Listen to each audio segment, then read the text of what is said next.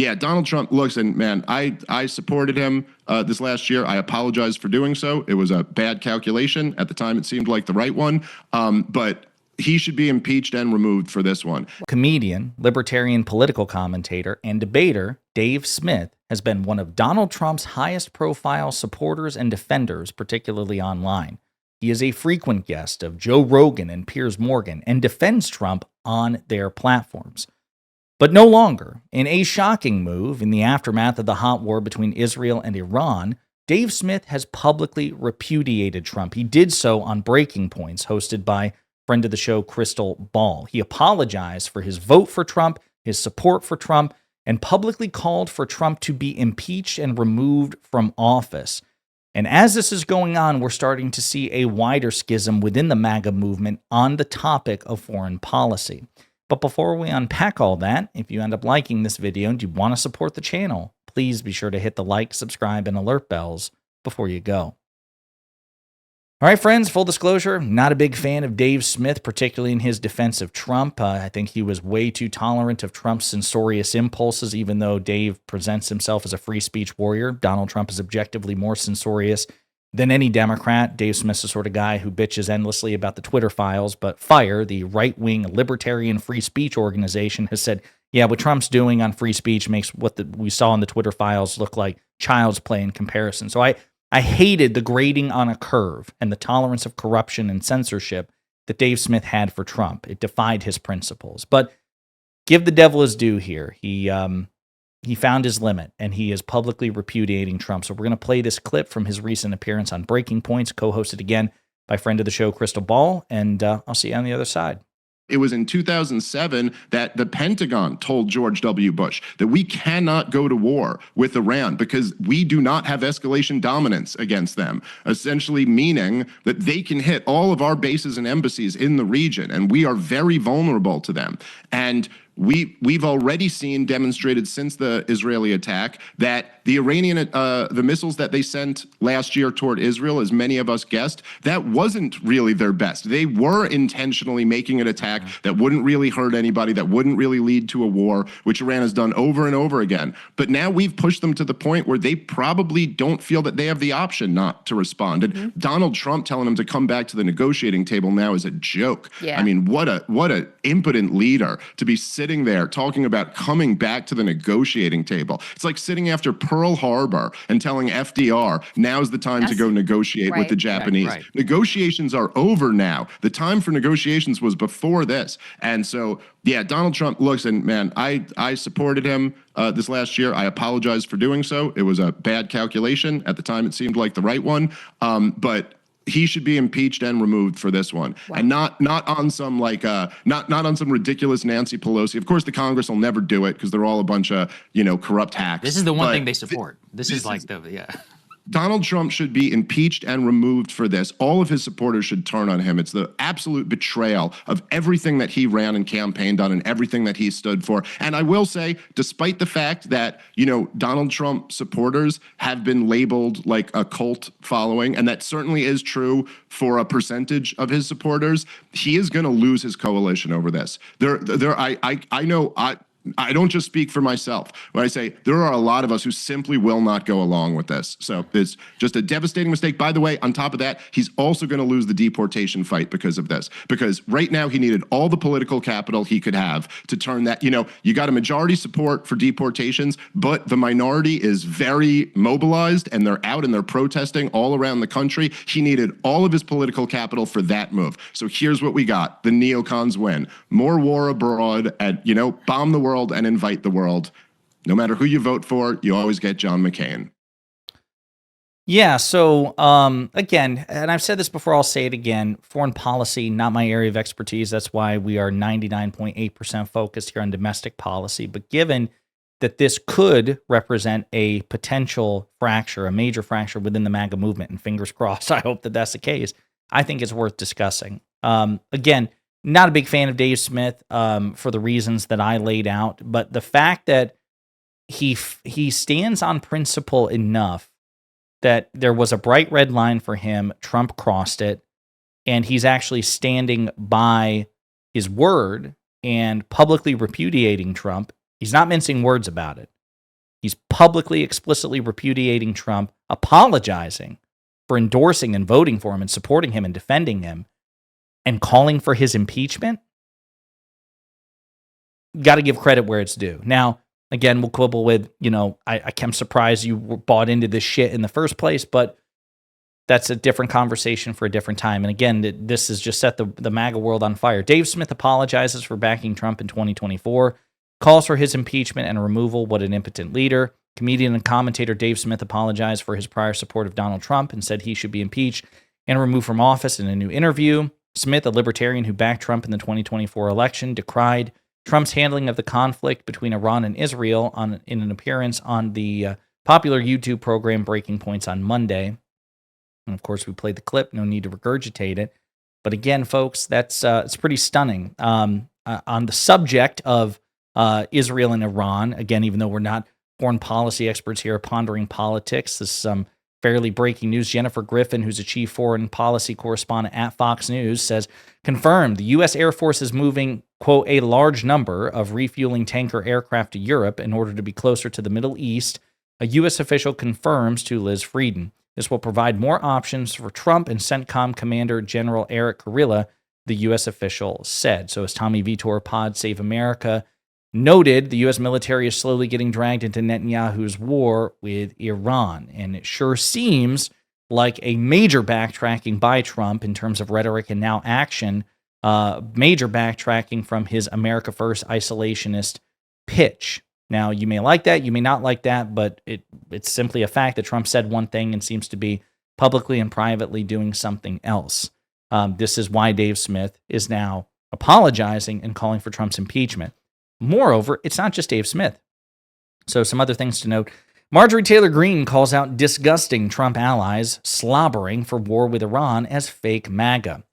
Representative Marjorie Taylor Greene launched a scathing attack on what she called fake MAGA Republicans she accused of betraying Donald Trump's America First doctrine by slobbering for war with Iran. Israel's conflict with Iran has exposed fresh fractures within the MAGA movement as potential for active U.S. involvement becomes a hot talking point that split Trump's loyal followers. In a blistering tirade posted to X Sunday night, the Georgia Congresswoman lambasted conservative commentators and Trump allies agitating over Israel's escalating conflict with Iran, branding them disgusting and accusing them of masquerading as America First loyalists. Oh, I said lawyers. Let's take a look here. Everyone is finding out who the real America First MAGA are and who were fake and just said it because it was popular. Unfortunately, the list of fakes are becoming quite long and expose themselves quickly.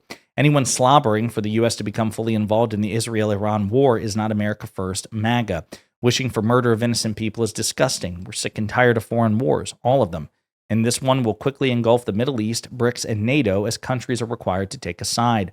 Real America First MAGA wants world peace for all people and doesn't want our military killed and forever injured, physically and mentally. We love our U.S. military and love them helping to secure our borders and our cities for the defense of our people and our country. They are our friends, spouses, cousins, nieces, nephews, sisters, brothers, sons, and daughters. I will note that for Marjorie Taylor Greene, cousins and spouse might be the same thing. You could probably be both. For her, we have spent trillions in the Middle East and have dealt with the aftermath of death, blown apart bodies, and never-ending suicides and disabling PTSD. All because they told us propaganda as to why we must sacrifice our own to defend some other country's borders and some other country.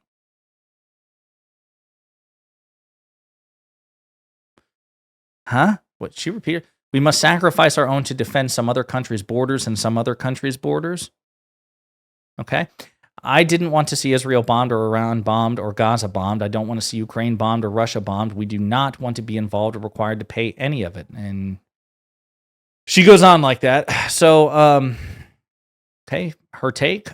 Greene didn't hold back from questioning the longstanding U.S. line on Iran's nuclear ambitions, dismissing Israeli Prime Minister Benjamin Netanyahu's warnings as tired rhetoric. Last week, they said Iran was days away from a nuclear bomb. Well, it's been days now, and Iran's nuclear facilities are not destroyed. So does Iran have a nuclear bomb now that it's only been days? They've been telling us for decades Iran was only a few years or a few months away.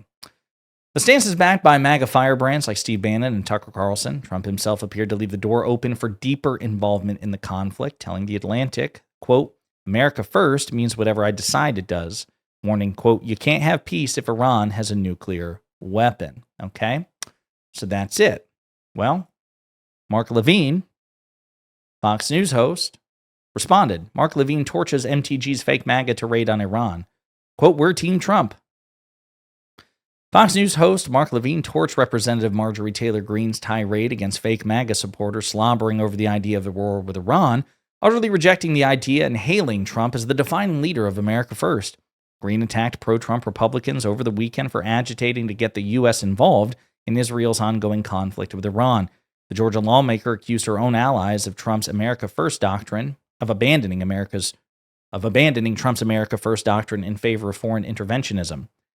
In a post on X on Monday, however, Levin tore into Greene's attempt to draw a purity line within the movement. Quote, "Who died and named Marjorie Taylor Greene the Queen of MAGA? Trump is MAGA. He received 77 million votes. You're a little-known politician from Georgia. Hate to break the news to you. We're Team Trump. Go Trump." Can I just say how fucking loser-ish that response was? No, Trump is MAGA and Donald Trump is a god. And I go Trump. Try just these people. Levin's rebuke comes as he aligns with other prominent MAGA voices pushing for a hardline stance against Iran and backing Trump's ambiguous signals on military action in a fallout that now verges on full ideological brawl with anti-interventionalists like Greene, Steve Bannon, and Tucker Carlson.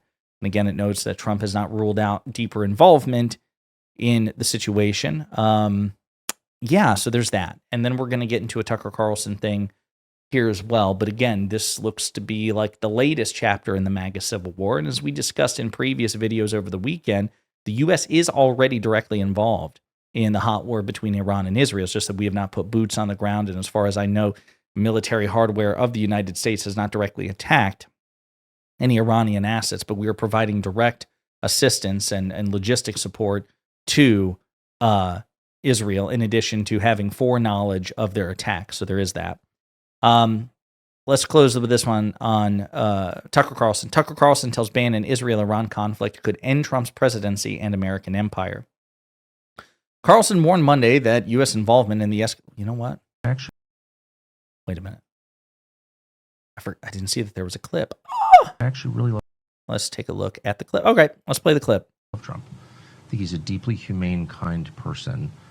And I am saying this because I'm really afraid that my country's going to be further weakened by this. I think we're going to see the end of American empire, obviously. Other nations would like to see that, and this is a perfect way to scuttle the USS America on the shoals of Iran.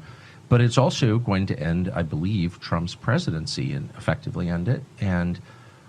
And so that's why I'm saying this. What do you mean by that? That's coming from you. That's look, I knew Bush. I knew George W. Bush. We had, family connections to Bush. I knew Bush.